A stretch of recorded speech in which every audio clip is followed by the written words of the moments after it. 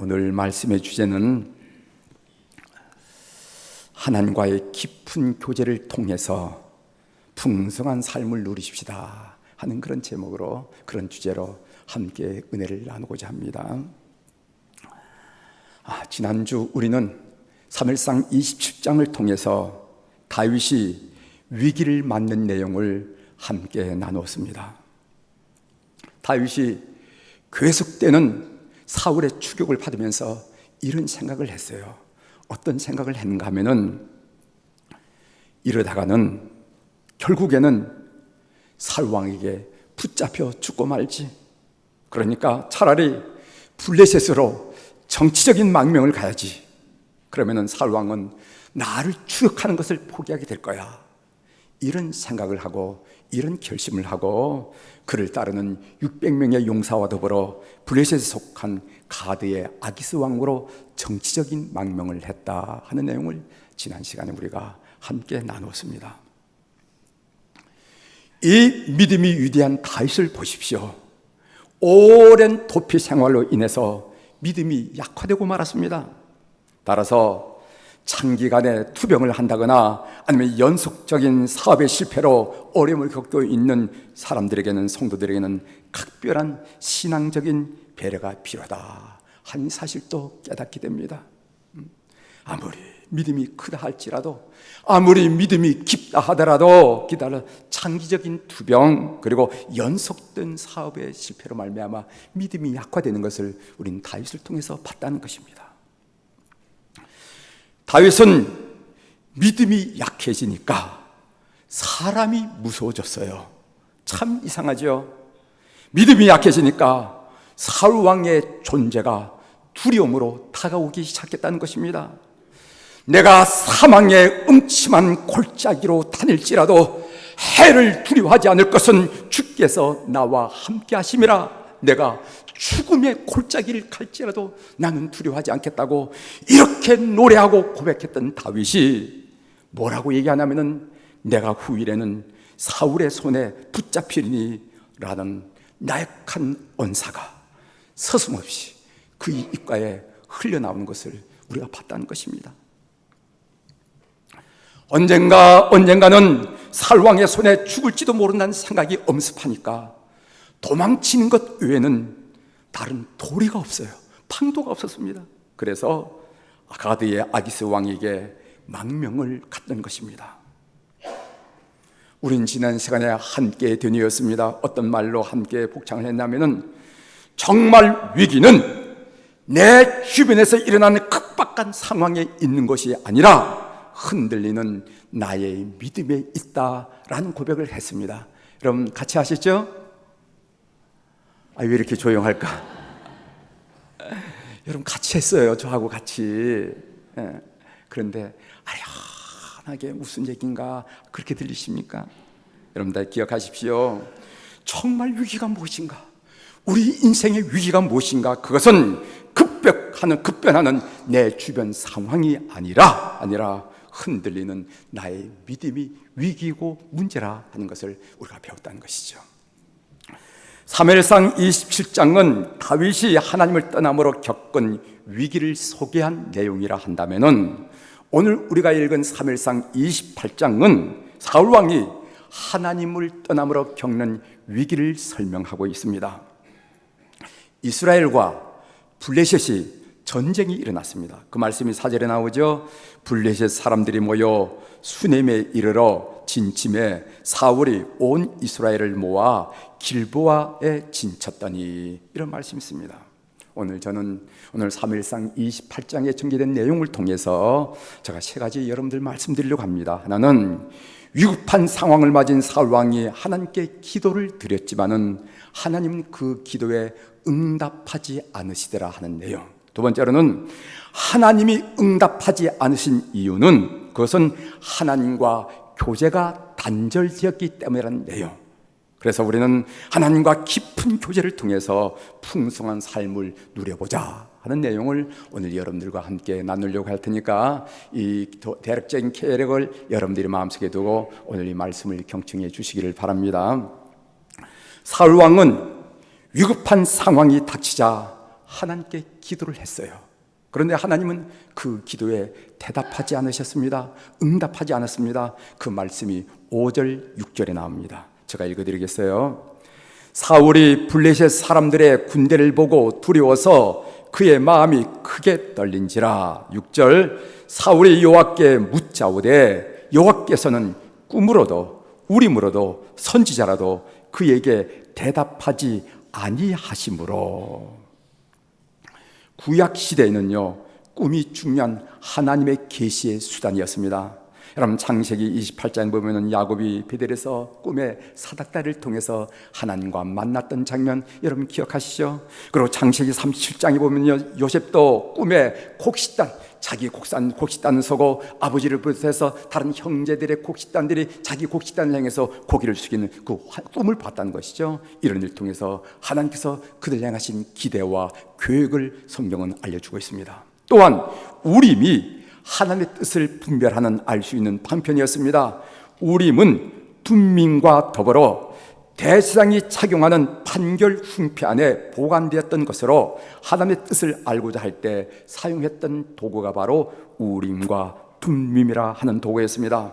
어떤 식으로 하나님의 뜻을 알았는지는 모르지만은 우림과 둠밈은 하나님의 뜻을 분별하는 그 당시의 도구였습니다.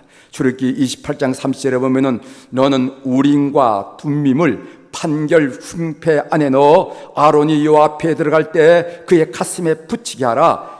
아론은 여호와 앞에서 이스라엘 자손의 흉패를 항상 그의 가슴에 붙일지니라. 이런 말씀이십니다. 그리고 선자의 신탁을 통해서 하나님의 뜻을 알 수가 있었습니다. 그러나 오늘 사울왕의 고백을 보면 사울왕은 꿈으로도 하나님이 응답하지 않으셨습니다. 우림으로도 하나님이 응답하지 않으셨습니다. 선지자라도 신탁하지 않으셨습니다. 하나님으로부터 응답을 받지 못했다는 것입니다.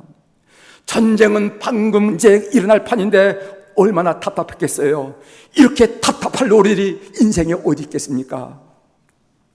하나님의 응답이 없자 사울왕은 엉뚱한 일을 하기 시작합니다. 그 엉뚱한 일이 7절에 있는데 우리 한번 같이 읽어보도록 하겠습니다. 7절, 사울이 그의 신하들에게 이르되 나를 위하여 신접한 여인을 찾으라. 내가 그리로 가서 그에게 물으리라 하니 그의 신하들이 그에게 이르되 보소서 엔돌에 신접한 여인이 있나이다. 아멘.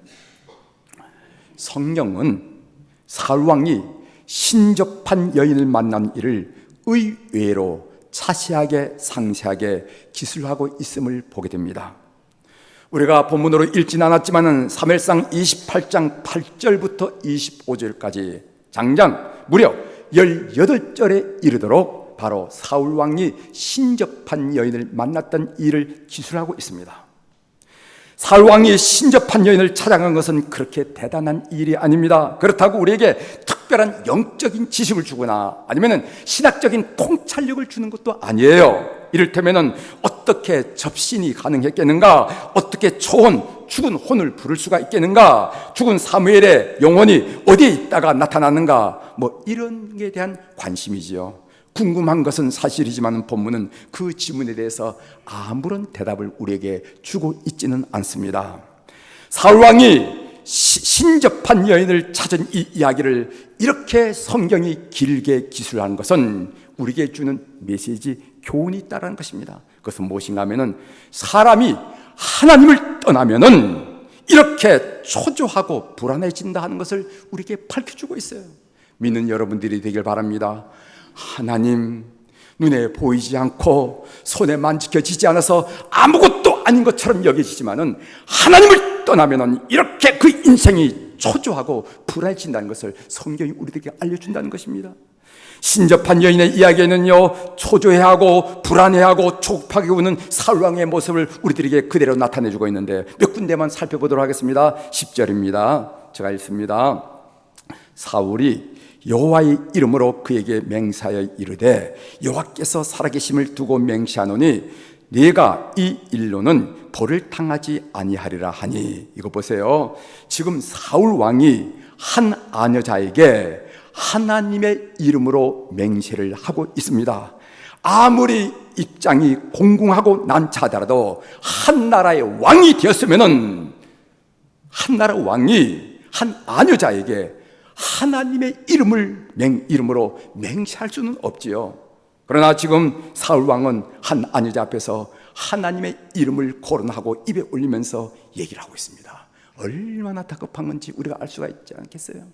여러분, 우리가 얘기를 하는데 우리 조카들이 와가지고 이런 일을 얘기했는데 삼촌의 얘기를 잘 알아듣지 않고 믿지 못하는, 야, 내가 너희 할아버지 이름을 가지고 맹세하는데 들어, 이렇게 한다면 얼마나 웃기겠습니까?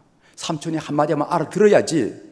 삼촌과 조카 이야기가 오늘 성경은 한 나라의 왕과 그 당시는 사람으로 쳐주지도 않던 한 아녀자의 대화에서 이 왕이 누구를 얘기하냐면 여호와 하나님의 이름을 얘기한다는 것입니다. 그만큼 다급하고 그만큼 초조했다는 얘기죠. 또한 15절을 보십시오. 사무엘이 사울에게 이르되 내가 어찌하여 나를 불러 올려서 나를 성가시게 하느냐 하니 사울이 대답하되 나는 심히 다급하나이다. 블레셋 사람들은 나를 향하여 군대를 일으켰고 하나님은 나를 떠나서 다시는 선지자라도 꿈으로도 내게 대답하지 아니하시기로 내가 행할 일을 알아보려고 당신을 불러 올렸나이다 하니라. 여기 보면 사울 왕이 자기 입으로 제 입으로 심히 다급하나이다 라고 말하는 것을 보게 됩니다. 그리고 20절을 보십시오. 사울이 갑자기 땅에 완전히 엎드러지니 이는 사무엘의 말로 말미암아 심히 두려워하며 또 그의 기력이 다하였으니 이는 그가 하룻 밤낮을 음식을 먹지 못하였음이니라. 이런 말씀이 있습니다. 사울 왕이 실신했어요. 얼마나 두려웠던지 입술이 마르고 입맛이 떨어졌습니다. 그래서 쓰러지고 만 것입니다. 하나님을 떠나면 인생은 초조해지고 불안해지고 다급해진다는 것입니다. 이것이 바로 오늘 이 신접한 이야기를 통해서 우리들에게 들려준 메시지라는 것을 여러분 기억하십시오. 믿음은 위기 때 그 진위가 드러나게 되어 있습니다. 형통할 때, 평탄할 때는 그 사람에게 믿음이 있는지 없는지 모릅니다. 그러나 위기가 닥치면 그 사람이 진정으로 믿음을 가지고 있는지 아니면 믿음이 없는지 드러난다는 것입니다. 사랑하는 교회 여러분, 삶의 위기가 닥칠 때 여러분들의 믿음을 보여주십시오. 하나님이 무릎을 탁 치면서 그러면 그렇지, 내 딸이지 내 아들이지 라고 인정하게 되는 우리 교우들이 다 되기를 주의 이름으로 축원합니다. 그러면 왜 하나님은 응답하지 않으셨을까요? 오늘 사무엘상 28장 18절을 한번 보시길 바랍니다. 그 이유를 이렇게 밝히고 있습니다. 18절입니다. 내가 여호와의 목소리를 순종하지 아니하고 그의 진노를 아멜렉에게 쏟지 아니하였으므로 여호와께서 오늘 이 일을 내게 행하셨고, 이렇게 말씀하고 있어요. 그런데 똑같은 내용을 역대기에서는 좀 더 구체적으로 설명했는데 역대기 10장 13절 14절입니다. 그 부분을 제가 읽어드리겠습니다. 사울이 죽은 것은 여호와께 범죄하였기 때문이라. 그가 여호와의 말씀을 지키지 아니하고 또 신접한 자에게 가르치기를 정하고 여호와께 묻지 아니하였으므로 여호와께서 그를 죽이시고 그 나라를 이새의 아들 다윗에게 넘겨주셨더라 하면서 역대기에서는, 역대기 사가는 더 구체적으로 해석하면서 설명하는 것을 보게 됩니다. 사울 왕이 실패한 첫 번째 이유는 무엇인가? 사울 왕이 여호와의 말씀을 지키지 않았기 때문이라고 얘기하고 있습니다. 사울 왕은 제사장만이 침례할 수 있는 제사법을 어기고 직접 침례를 했습니다. 그리고 아멜렉인을 다 침멸하라는 하나님의 명령을 어기고 아각 왕을 살려들고 살찐 짐승을 죽이지 않았습니다. 앞에 이야기한 것은 사무엘상 13장에 나온 얘기고, 그리고 사무엘상 뒤에 얘기는 15장에 나온, 여러분들이 다 기억하고 설명하고 들었던 내용이 아니겠어요? 신앙생활이라는 것은 하나님의 말씀에 순종할 것인가 아니면 내 뜻으로 살 것인가, 내 뜻대로 살 것인가의 갈등이며 싸움이에요. 이게 신앙생활입니다. 신앙생활이 뭔가 하나님 뜻에 순종할 것인가 아니면 내 뜻대로 살 것인가, 어떻게 할 것인가, 이 갈등이 신앙생활이라는 것입니다. 하나님의 말씀대로 살면 그 다음부터 모든 책임이 하나님께 있음을 믿는 여러분들이 되길 바랍니다. 그렇죠. 제가 언젠가 새벽 기도 때 말씀드린 적이 있습니다. 아이가 공부를 안 해요. 그런 모습을 본 아버지가 녹두리처럼 이렇게 말했답니다. 이놈아, 난 내가 반에서 1등을 한 번이라도 하면 원이 없겠다. 이렇게 아버지가 할 수도 있지 않겠어요? 그 얘기. 그랬더니 이 아들놈이 눈을 동그랗게 반응을 보입니다. 아버지, 내가 반에서 1등 하면 뭐 해줄 건데요? 이렇게 묻는 거예요. 내가 1등만 하면 해달라는 대로 다 해주지. 그랬더니 이 아이가 눈을 더 크게 뜨면서 정말이에요? 그럼 정말이지. 1등만 해. 차 사달라면 사주실 거예요? 그래, 1등만 해. 이제 말이 막 나가는 겁니다. 그래, 1등만 해. 이렇게. 그날부터 이 아이가 공부를 하기 시작하는 거예요. 바깥에 나돌아다니지도 않고 컴퓨터 겸도 하지 않고, 그리고 또 잠도 자지 않고 책만 파고드는 거예요. 그러면 그때부터 누가 당황이 되죠? 그럼 그때부터 누가 당황이 되겠습니까? 약속한 아버지죠. 여보, 나 저놈한테 차 사줘야 되는 거 아니야? 당신 돈 가졌어? 이렇게 부인한테 묻게 되더라 이 말이죠. 하나님 말씀에 순종하면 그 다음부터 우리의 삶을 하나님이 책임져 주실 줄 믿습니다. 털 뽑지 말고, 다리 잘라내지 말고, 내가 이해되는 거, 내 마음에 맞는 것만 선택하지 말고 있는 그대로 믿는 교우들이 되기를 바랍니다. 하나님, 저는 무식해서 성경을 해석할 줄 모릅니다. 읽는 대로, 듣는 대로, 보는 대로 믿습니다. 그대로 살 겁니다. 라고 걸음을 옮길 때 하나님께서 여러분들 삶을 책임져 주실 줄 분명히 믿습니다. 얼마나 하나님 말씀에 잘 순종하는지 하나님을 당황시키는 여러분이 되기를, 우리 교우들이 되기를 주의 이름으로 축원합니다. 사울왕이 두 번째 실패한 이유는요, 신접한 자에게 가르치기를 청했다라는 것입니다. 곧 무당을 찾아가서 앞날에 일어난 일에 대해서 물었다는 것입니다. 분명한 사실은 하나님을 믿으면 흥하고 우상을 믿으면 망합니다. 이것이 세계 역사가 이 사실을 증언하고 있고, 우리 개인의 삶을 삶이 이 사실을 증언하고 있어요. 하나님 믿으면 흥하고 우상을 믿으면 망한다는 것입니다. 세 번째로 사울왕이 세 번째 실패한 이유는 하나님께 묻지 않았다는 것입니다. 사울왕과 다윗의 차이점이 무엇인지 아십니까? 사울은 하나님께 묻지 않았습니다. 사실 사울이라 하는 이름의 뜻은 뭐냐면 잘 듣는 자라는 히브리어 샬에서 파생했습니다. 이름대로로 말할 것 같으면 그는 평생 하나님의 음성을 잘 듣는 태도를 가지고 살았어야만 했습니다. 그런데 그는 이름대로 살지 못했습니다. 인본주의의 천형이에요. 죽어도 안 물어. 뭐 하나님께 물을 것이 있느냐? 뭐 물을 것 있어? 그러나 다윗은요, 하나님께 잘 묻습니다. 올라가리까 말리까? 전쟁을 하리까 전쟁을 하지 말리까? 갈까요 말까요? 어린아이가 그 어머니에게 묻듯이 그렇게 물어나갔습니다. 사울왕의 위기는 어디서부터 오는가? 하나님과의 교제 단절에서 시작되었다는 사실입니다.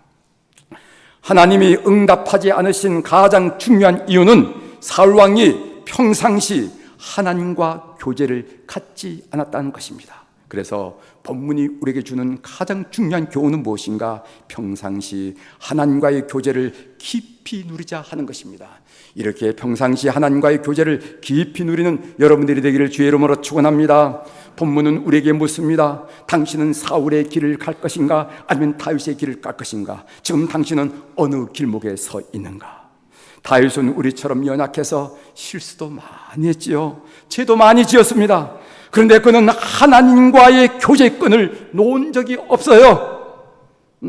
죄를 지으면 지은 대로, 잘못하면 잘못한 대로, 슬프면 슬픈 대로, 그리고 답답하면 답답한 대로 하나님과의 교제권을 놓지 않았어. 반면 첫 출발이 좋았던 사울왕은 말년에 하나님과의 교제가 끊어진 채 아주 비참한 말로를 맞이했다는 것을 우리가 알게 됩니다. 사랑하는 교회 여러분, 하나님과의 교제를 위해서 하나님의 말씀 묵상과 새벽 기도를 여러분들에게 권면하고자 합니다. 말씀 묵상, 하나님과의 교제를 지속하려면요, 말씀 묵상에 목숨을 걸어야 됩니다. 제가 언제 여러분들에게 말씀드렸죠?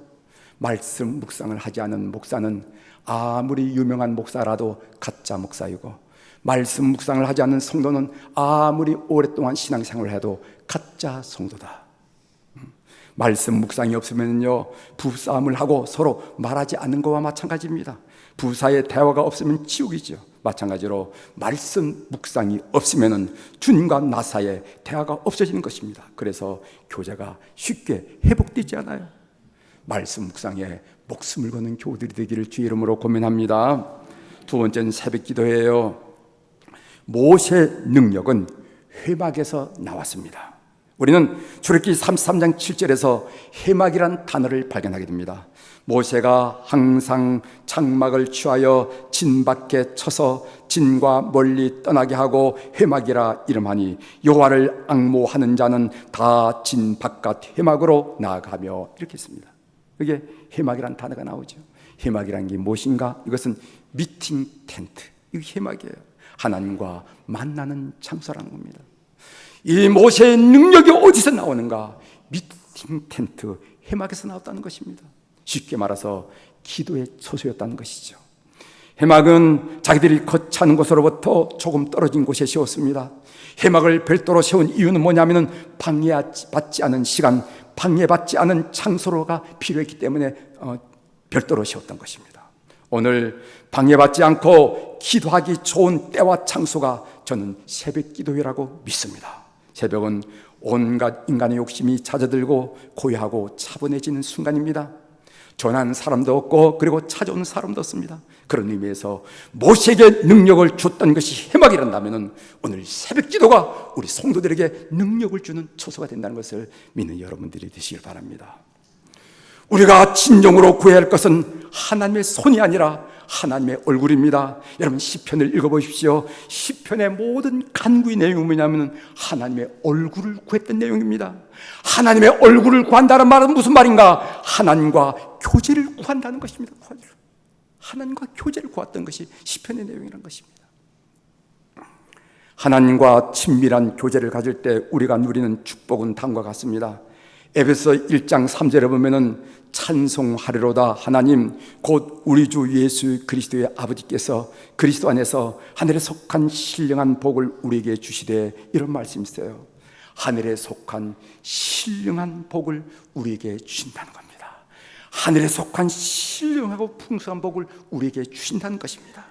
그런데 왜 우리가 영적인 거지로 살아가고 있습니까? 왜 우리가 영적인 거지로 살아가고 있습니까? 그 이유가 있어요. 그것은 뭐냐면 그 비밀이 에베소 1장 4절에 나오는데, 곧 창세전에 그리스도 안에서 우리를 택하사 우리로 사랑 안에서 그 앞에 거룩하고 흠이 없게 하시려고, 여기 보면 사랑 안에서라는 단어가 나옵니다. 사랑 안에서라는 구절의 의미가 무엇이냐면 신랑과 신부가 나누는 친밀한 교제를 의미하는 것입니다. 하나님과 친밀한 교제를 우리가 지속하면은, 하나님과 친밀한 교제를 우리가 유지하면은 하늘에 속한 신령한 복, 하늘에 속한 풍성한 복을 우리가 누리며 살게 된다는 그 말씀이에요. 하나님과 친밀한 교제를 갖는 교우들이 되길 바랍니다. 그래서 하나님의 풍성함을 이 땅에 살아가면서 누리는 여러분들이 되시길 바랍니다. 하나님과 친밀한 교제를 갖는 것이 인생의 답이 된다 하는 것을 꼭 기억하십시오. 제가 여러분들과 함께 선곡한 찬송 하나 부르고 복음성가 하나 부르고 말씀을 마치도록 하겠습니다. 여러분들이 잘 아는 빛이 없어도 환하게 다가오시는 주 예수 당신이여 하는 그런 찬양인데, 그 마지막 후렴에 주여 꽃처럼 향기 나는 나의 생활이 아니어도, 그렇지요, 다윗은 죄를 졌지만은 답답했지만은 실수 많이 했지만은 주여 꽃처럼 향기 나는 나의 생활이 아니어도 나는 당신이 좋을 수밖에 없어요. 주 예수 나의 당신이요, 나는 당신이 좋아요, 사랑합니다, 참 좋아요, 이렇게 고백하는 우리 교우들이 되길 바랍니다. 같이 부르시겠어요?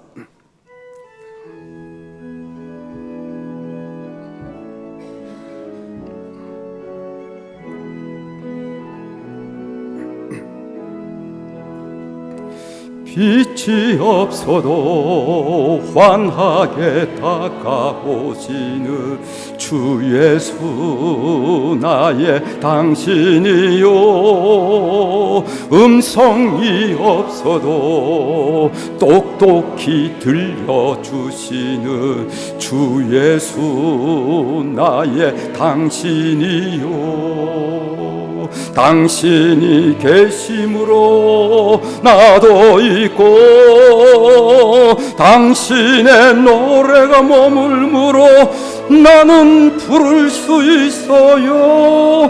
주여, 꽃처럼 향기 나는 나의 새활이 아니어도 나는 당신이 좋을 수밖에 없어요. 주 예수 나의 당신이요, 나는 없어도 당신이 곁에 계시며 나는 언제나 있습니다. 나는 있어도 당신이 곁에 없으면 나는 언제나 없습니다. 당신이 계심으로 나도 있고 당신의 노래가 머물므로 나는 부를 수 있어요. 주여, 꽃처럼 향기 나는 나의 새활이 아니어도 나는 당신이 좋을 수밖에 없어요. 주 예수 나의 당신이, 나는 당신이 좋을 수밖에 없어요. 주 예수 나의 당신이요.